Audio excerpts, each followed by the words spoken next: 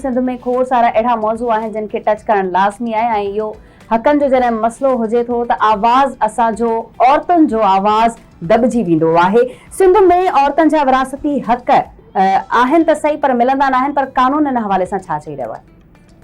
कानून हिन हवाले सां ही चए थो कि अगरि कोई विरासती जायदाद आहे जाने ते गुज़ारी वियो आहे, छोकिरी जी शादी थी वई आहे, तो शादी का पोइ भाइरा हूंदा आहिनि, प्रॉपर्टी सभिनी जो सिंध जो मेन इशू ई आहे कि सभिनी प्रॉपर्टी भाइरनि जे हिस्से में वेंदी आहे। जी असल में कानून इहो आहे तो जो न्याणी शादीशुदा आहे उन्हनि खे बि पंहिंजो राइट आहे।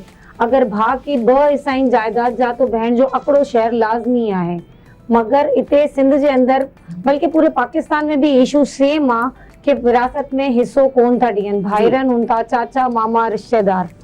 तो हिन सां मां ई ॿुधायां थी कि सिंध में विरासती हुकूक जा कानून भी आहिनि, अहिड़ा इदारा भी आहिनि जेके इन जे लाइ कमु करे रहिया आहिनि। असांजो पंहिंजो कॉल सेंटर भी इन हवाले सां काफ़ी कमु करे पियो।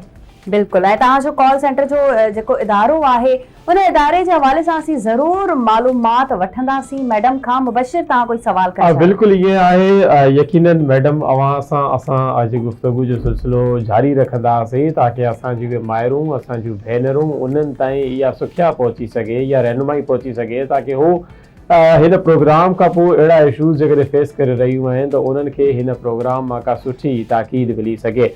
यकीनन सिंध लीगल एड सोसाइटी अहिड़ो इदारो जेको सिंध में काफ़ी अरसनि खां इन हवाले सां कमु करे रहियो आहे, डिफरेंट पोज़ीशन जे मथां कमु करे रहियो आहे। मैडम इहो ॿुधाइजो जेकॾहिं का औरत उनजो मुड़ुस जेको आहे उहो इंतकाल करे थो वञे, उन खां पोइ उहो के तरीक़े सां उन जायदाद जी विरासत जो हिस्सो जेको आहे उहो हासिल करे थी सघे या उनजे मथां कानूनी मामलत उहा कीअं वठी थी सघे? अगर कोई उनजो मुड़ुस गुज़ारे वञे तो अगर उनजा ॿाहिरनि आहिनि तो टोटल जेका प्रॉपर्टी मुड़ुस छॾी वियो आहे न उन्हनि जो 1/8 शेयर उहो विडो जो राइट आहे जेके बेवा आहे। अगर उन्हनि जा बच्चा न आहिनि कि मगर उनजो कोई ॿार न आहे तो उनजी प्रॉपर्टी जो 1/4 हिस्सो लाज़मी जो है विडो जो राइट आहे। ठीक है, सही जी जी। पर इन हवाले से मैं आपसे ये परवीन साहबा जरूर पूछना चाहूंगी कि इस हवाले से रहनुमाई हासिल करना एक अलग बात हो गई, आप लोगों से राब्ता एक औरत कैसे कर सकती है?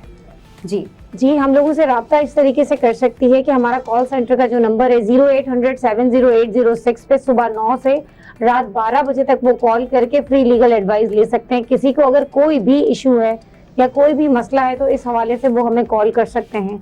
उनको टोटली मुकम्मल राजदारी के साथ जो है ये बताया जाएगा। और ये 2014 से हमारा कॉल सेंटर है और 2018 से Sindh legal advisory call centre है। तो हमारे यहाँ माशाल्लाह लाखों के हिसाब से हमारे रेगुलर कॉलर्स हैं जो हमसे मशवरा लेके अपने केसेस भी चलाते हैं सही, और उनका हल पाते हैं। ठीक है।